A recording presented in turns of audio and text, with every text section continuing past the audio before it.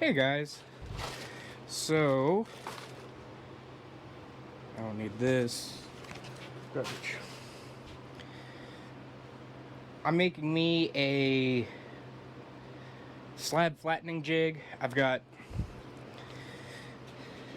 a couple of the linear rails. These are the Vevor ones. I've only got one gripe with them. They're not wide enough to have one here and one here. But everything else about them's working perfect so far.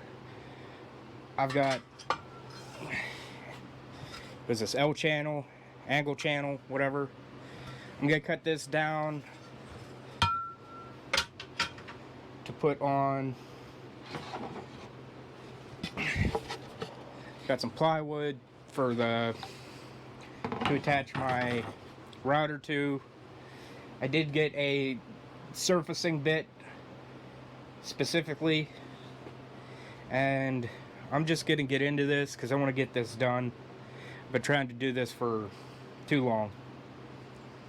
So yeah. Right here I'm just cutting my plywood that I'm going to use for the base that I'm going to set the router on, as you can see here. The thing I'm doing here is I'm using a cutoff tool to at least start trying to cut my L channel to size, but I gave up on that, and instead I used the cutoff tool to mark a channel so that using the hacksaw is quite a bit easier. The cutoff tool is it was so close trying to cut with it, it wasn't worth trying to continue using. I might be using it wrong. I just realized watching this back. So maybe the next time I use it, I'll spin that around and probably use it correctly. Either way, I had to cut off this one, but we're gonna skip that because you don't need to see me do it twice. Here I'm drilling the holes for the L brackets to mount to the carriages, and this just did not work. I tried using like a paper trick, poking the holes. It didn't work for me, so I did not record any of the process, but I ended up using my one of my squares and just using only 2 holes for it. Okay, what I'm doing here is I'm trying to put the plywood onto my L brackets, and the first thing I do on this first side is kind of a pain. I have it set up with some scrap blocks underneath to try and keep it somewhat level between the two. That clamp is just kind of holding it snug, not actually tight, or else it was like bending the inside in and not sitting actually flush. But I'm just drilling straight through with it there, and that was kind of a pain to do. So on the other side, I just clamp it to a sacrificial block, drill straight through somewhere that it will work. I'm not doing anything like precise or anything like this. This is a workshop jig. But yeah, after I do that and get it screwed into both sides, it comes out pretty good. So let's get on to the next part of what I'm doing.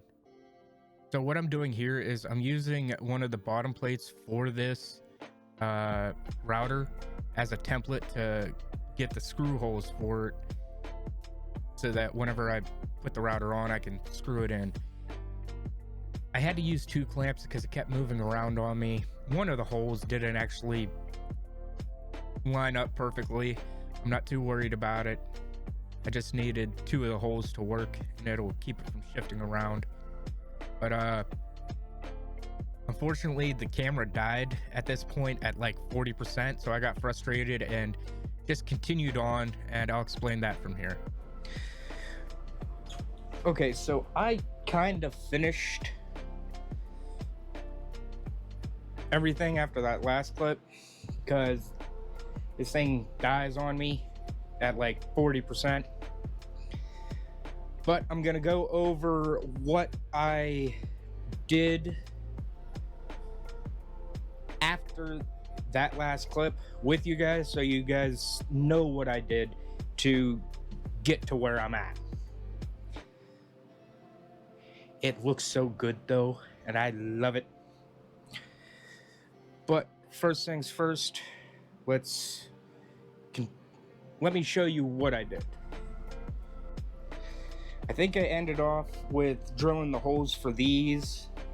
This one does not line up.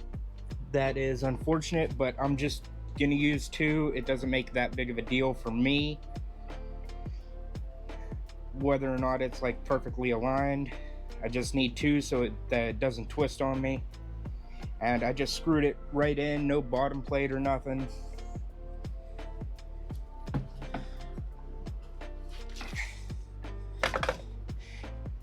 And it looks good. It's all wrong. Let me attach this.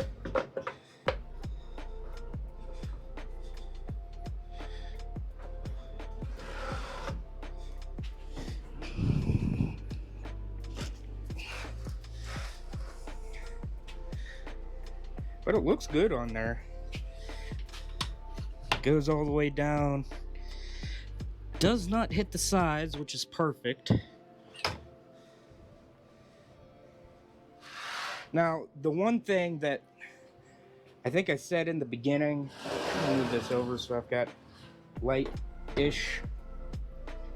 The one thing that irritated me was that this hole does not line up. So I had to do this. So the way I did this was I took this screw out, bolt, slid this over. I don't want to undo this because I've got it sitting good.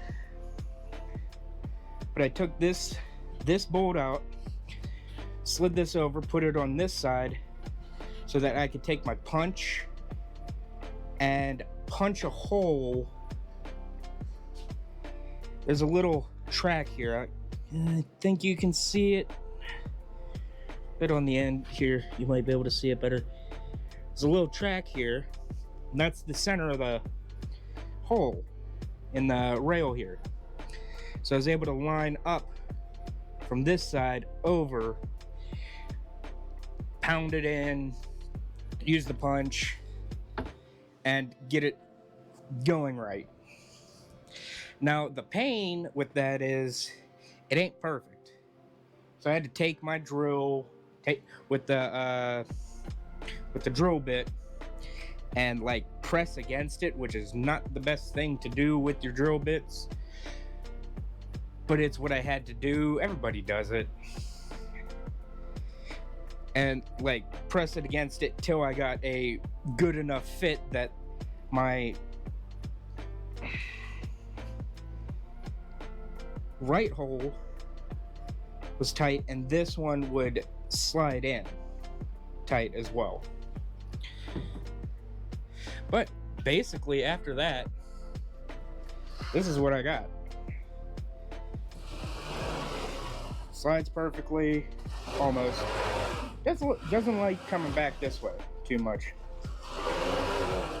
And that could just be because it's only clamped on the one side here. If I go in the center though, it moves smooth as butter. It moves smooth back and forth.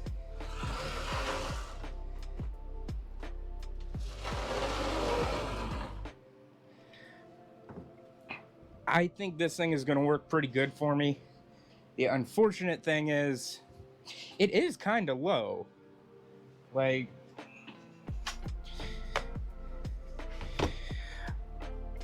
I can just barely. Here.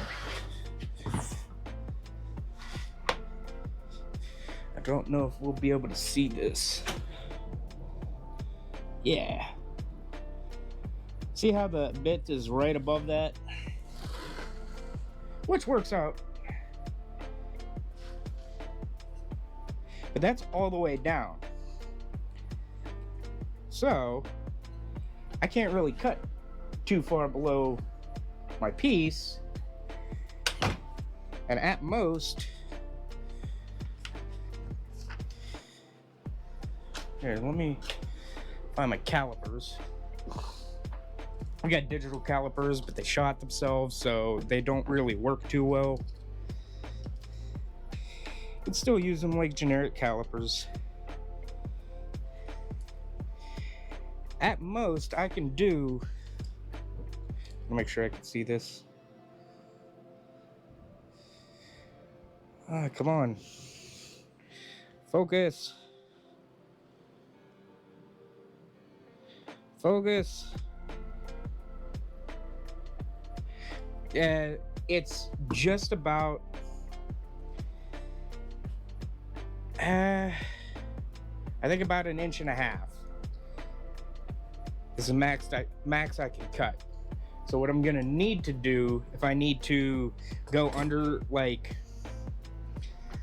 1.5 inches, say my board starts at 1.5 inches and I need to cut it shallower. Thankfully this table here is decently flat. Like, pretty decent. It's hard to see any light coming through. So if I've got a piece long enough, grabbed a couple pieces down because I've got some slabs up there. I just haven't been able to do anything with it because I don't have anything to flatten it with. My planer kind of works, but it's a lunchbox planer, so it's not great. But I've got a little bit of a gap here, but it's plenty enough that if I needed to, I could do the whole thing. Probably slide it this way.